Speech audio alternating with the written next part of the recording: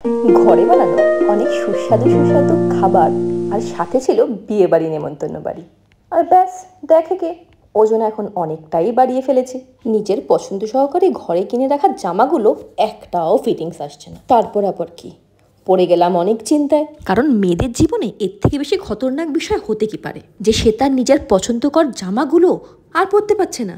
তাই ব্যাস নেমে পড়লাম কোমর বেঁধে যে ডায়েট এবার করতেই হবে। ভীষণ অলস আমি, এক্সারসাইজ আর ওয়াকিংয়ে ভীষণ বিরক্ত আমার। তাই ভাত রুটি সব ত্যাগ করে একদম স্ট্রং ডায়েটে নেমে পড়েছি। দিন চলছে ফল মূল, শাক সবজি আর স্যালাডের ওপর। অপেক্ষায় থাকবেন, আফটার বিফোর ফটোটা আমি আপনাদের সঙ্গে অবশ্যই শেয়ার করব।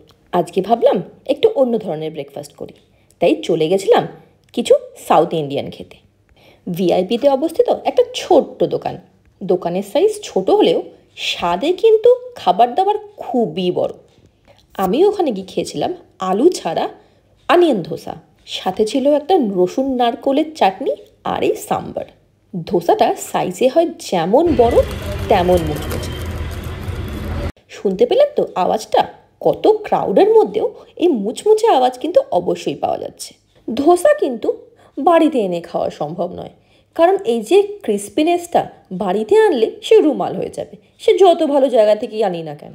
এই দোকানে ধোসাটা হয় সাইজে এতটাই বড় যে আমার পক্ষে ব্রেকফাস্ট হয়েও লাঞ্চের জন্য কিছুটা পেটটা ভরা থাকে। আর সাম্বার আর এর লাল চাটনিটা আনলিমিটেড, যে যত খেতে চায় সে পেতে পারে। এরকম টাইপের ব্রেকফাস্ট মাঝে মধ্যে করতে পারলে কার না ভালো লাগবে, তাই না? সাম্বারের মধ্যেও কত ভেজিটেবলস থাকে, আলু থাকে না কিন্তু, যেটা আমার জন্য খুবই প্রফিটেবল, কারণ আলুটাও তো ত্যাগ করেছি। ছোটোবেলা থেকেই খাওয়া দাওয়ার প্রতি না আমার ন্যাক খুবই বেশি। অল্প খাই কিন্তু সব ধরনের খাবার খেতে আমি খুবই ভালোবাসি। ছোটোবেলা থেকে ছিলাম খ্যাংটাগাটি, মোটা হওয়ার জন্য কতই না চেষ্টা করতাম, কিন্তু এখন সে তো জল খেলেও মোটা হয়ে যাব, মাঝে মাঝে মনে হয় হাওয়া খেলেও মোটা হয়ে যাব। ডায়েটিংটা আমার একদম পছন্দের বিষয় না। আমি জামা কাপড়ের শপিংয়ের থেকে খাওয়ার দাবারের শপিংয়ে বেশি পছন্দ করি। ব্রেকফাস্টের ধোসা খেয়ে লাঞ্চের জন্য একটু ইডলি সাম্বার প্যাক করিয়ে নিয়েছিলাম। সাম্বার বড়া মেন্দু বড়াটাও খুব স্বাদের এই দোকানের, কিন্তু আজকে ইডলি আর ধোসা দিয়েই কাজ চালাবো। তবে দেখা হচ্ছে পরের ভিডিওতে, সবাই লাইক শেয়ার সাবস্ক্রাইব করবেন। ধন্যবাদ।